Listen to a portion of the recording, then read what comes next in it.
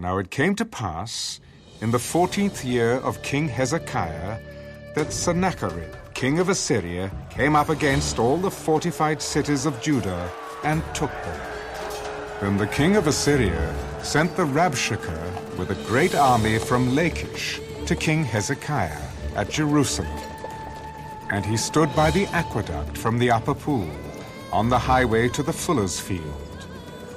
And Eliakim, the son of Hilkiah, who was over the household, Shebna, the scribe, and Joah, the son of Asaph, the recorder, came out to him.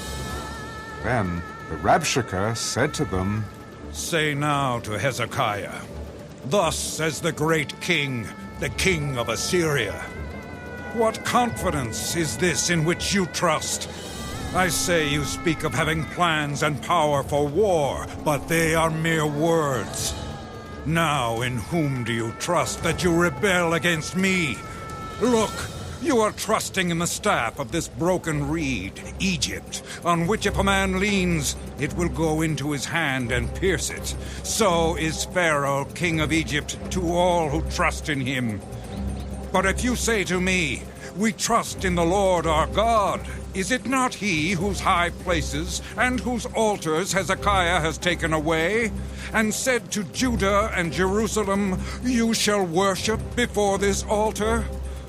Now, therefore, I urge you, give a pledge to my master, the king of Assyria, and I will give you 2,000 horses, if you are able on your part to put riders on them.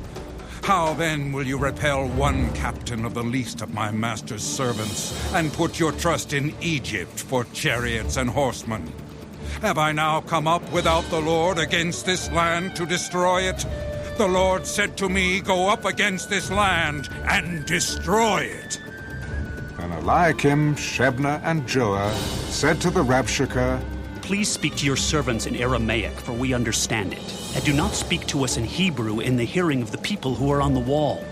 But the Rabshakeh said, "Has my master sent me to your master and to you to speak these words, and not to the men who sit on the wall, who will eat and drink their own waste with you?"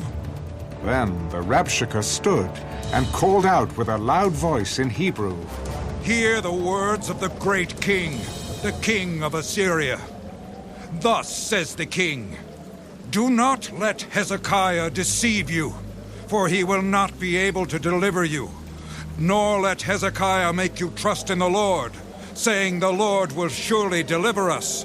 This city will not be given into the hand of the king of Assyria.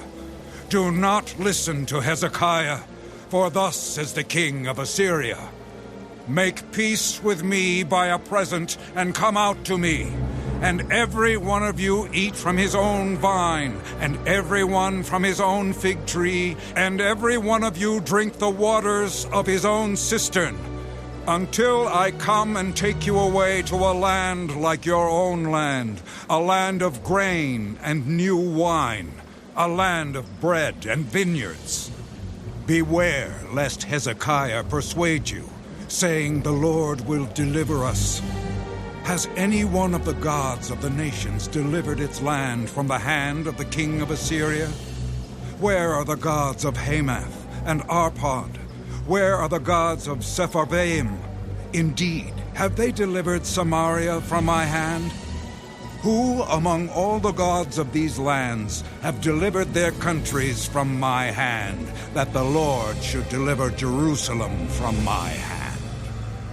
But they held their peace, and answered him not a word. For the king's commandment was, do not answer him. Then Eliakim, the son of Hilkiah, who was over the household, Shebna the scribe, and Joah the son of Asaph the recorder, came to Hezekiah with their clothes torn, and told him the words of the Rabshakeh.